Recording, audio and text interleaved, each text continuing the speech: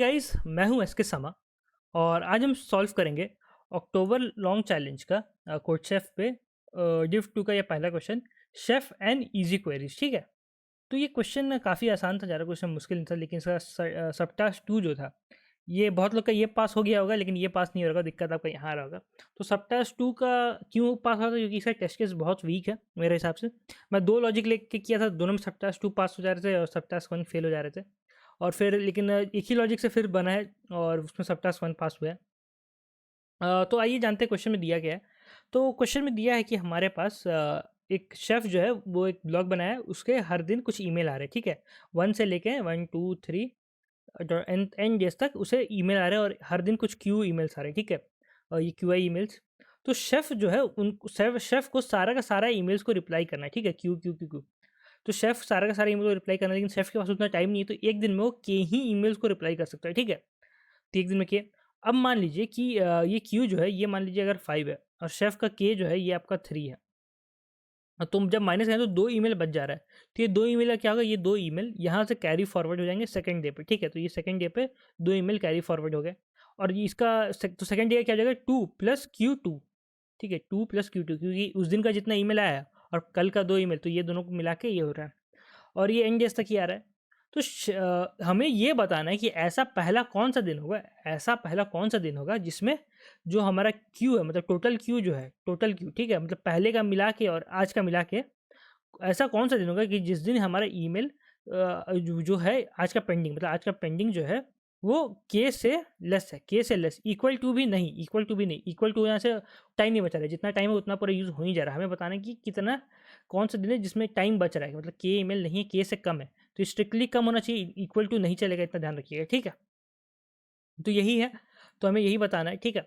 तो हमारा अप्रोच क्या रहेगा, हमारा ब्रूट फोर्स लगाएँगे। हम क्या करेंगे कि हर दिन का क्यू को इनपुट लेंगे, ठीक है? क्यू को इनपुट लेंगे, उसको के से माइनस कर देंगे। अगर कुछ क्वेरीज़ अभी भी बचे हुए हैं, तो उस दिन वो आंसर नहीं है। अगर नहीं बचे, अगर 0 हो चुका है, 0 से कम हो गया, मतलब नेगेटिव चल जाए, मान लीजिए अगर हमारा 3 है और हमारा के का कैपेसिटी है 5, ठीक है? तो क्वेरीज़ 3 था, लेकिन -5 करें तो अगर नेगेटिव चल जाएगा, तभी हमारा आंसर मिलेगा, ठीक है? तभी हमारा आंसर मिलेगा।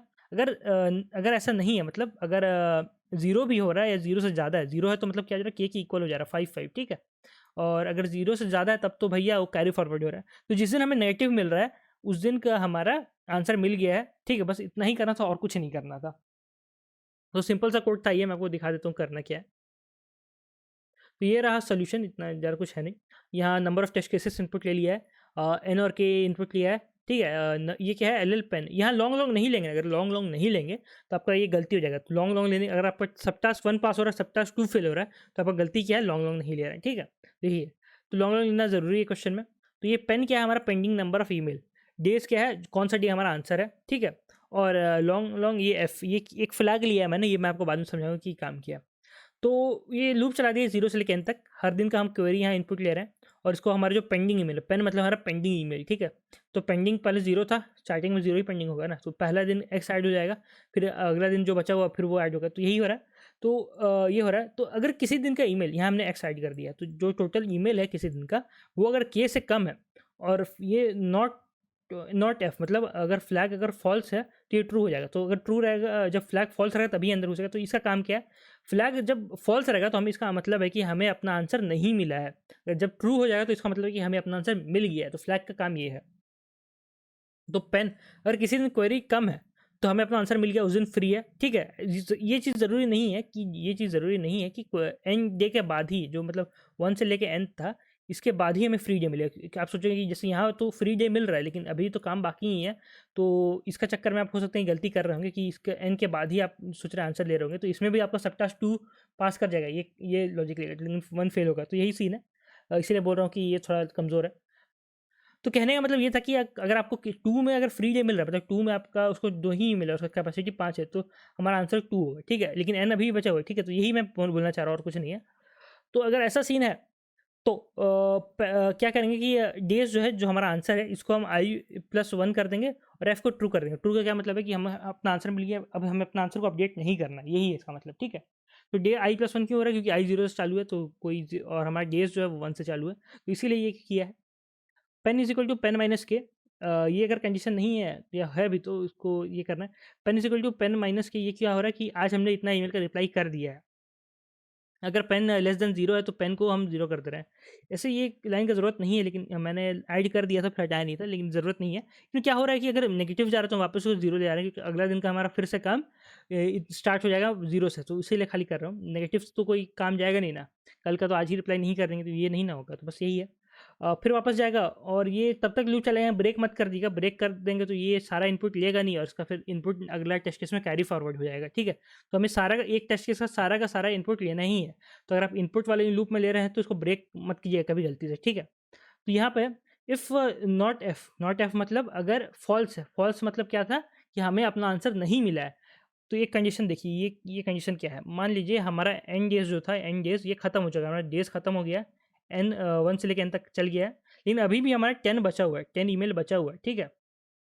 हमने एंड डे का भी अपना काम करके के ईमेल का रिप्लाई कर दिया, लेकिन 10 बचा हुआ है और के हमारा है 3। तो ये 10 ईमेल का रिप्लाई करने में कितना दिन लगेगा पहले वो देखिए। तो हमें लगेगा 10/3 डेज, ठीक है। 10/3 करेंगे तो हमारा क्वेश्चन आएगा 1, सॉरी क्वेश्चन आएगा 3, 3 दिन तो लग ही रहा है। और जो चौथा दिन है उसमें हम एक ईमेल का रिप्लाई करेंगे, तो इसका मतलब क्या है कि हमारा चौथा दिन फ्री है। तो ये चीज़, ठीक है। तो यहाँ पे +1 करना ज़रूरी हो जा रहा है, क्योंकि ये पॉइंट में जब आंसर यहाँ, तो इसका आंसर क्या होगा 3.333, ऐसा आंसर होगा ना। तो ये 3 जो है ये मतलब ये अगला दिन भी कुछ काम बचा ही, इसलिए यहाँ पे 1 करना ज़रूरी है। तो ये 3 + 1 हम करेंगे, आंसर होगा हमारा 4। तो यही कर रहे हैं। और एक चीज़ और है, मान लीजिए 9 भी रहता तो 9/3 करते, तो इसमें क्या होता कि क्वेश्चन 3 आता, रिमाइंडर रहता नहीं। लेकिन हमें वो बताना है जिस दिन काम कम है। अगर ये जो है ये के इक्वल हो जा रहा है, के इक्वल हो जा रहा है, मतलब हमने आज का पूरा काम कर लिया, तो ये हमारा फ्री डे नहीं गिनाएगा। हमारा फ्री डे किस दिन गिनाएगा, जिस दिन वो के से खाली स्ट्रिक्टली कम हो, इक्वल भी नहीं। तो वो भी अगला ही दिन होगा, तो इसमें भी हमारा आंसर हो जाएगा 9/3 +1। तो चाहे हमारा रिमाइंडर आए या चाहे हमारा रिमाइंडर ना आए, चाहे रिमाइंडर आए या चाहे रिमाइंडर ना आए, हमें +1 करना ही है। तो ये वही चीज़ हो रहा है। तो ये पेन बाई के +1 और ये एन क्या है, क्योंकि एन हमने पहले ही काम कर लिया है। यहाँ पे एन डेज जो चला है, ये पहले ही हमारा एन डेज हो चुका है। तो एन डेज +1 डे जो कि मैंने बताया, और ये पेन बाई की है, तो ये 1 + पेन बाई की क्यों है, मैंने अभी आपको समझाया। और लास्ट में हम अपना आंसर को प्रिंट करेंगे डेज़ को, यहाँ या तो यहाँ पे आपको डेज़ मिल जाएगा या तो हम यहाँ पे डेज़ मिल जाएगा, और यही प्रिंट कर देंगे। तो इसका सारा का सारा देखिए, देख लीजिए सोल्यूशन सही है। तो ये वीडियो में इतना ही था। तब तक के लिए धन्यवाद, ध्यान रखिए अपना, सेफ रहें, और मिलते हैं अगले वीडियो में। अगले वीडियो में हम क्वेश्चन नंबर 2 सॉल्व करेंगे। तब तक के लिए धन्यवाद। नए हैं तो सब्सक्राइब करना ना भूलिएगा, अच्छा लगे तो लाइक कर दीजिएगा। इस कोड का आपको लिंक डिस्क्रिप्शन में मिल जाएगा, इसका फिर टेलीग्राम का भी लिंक आपको डिस्क्रिप्शन में मिल जाएगा। कुछ वहाँ भी ज्वाइन कर लीजिएगा, वहाँ भी मैं बहुत कुछ पोस्ट करते रहता हूँ, आपके काम कहीं रहेगा, फ्री कोर्सेस या इंटर्नशिप के बारे में। और फिर कुछ डाउट हो या कुछ बात करना हो तो इंस्टाग्राम पे मुझे फॉलो कर लीजिएगा। इंस्टाग्राम का मैं यहाँ दे दिया हूँ, ये है मेरा इंस्टाग्राम का लिंक @SK Sama YT। तो यहाँ भी आके आप मैसेज कर सकते हैं। तो इस वीडियो में इतना ही था। तब तक के लिए धन्यवाद, ध्यान रखें। मिलते हैं अगले वीडियो में, ध्यान और बाय बाय।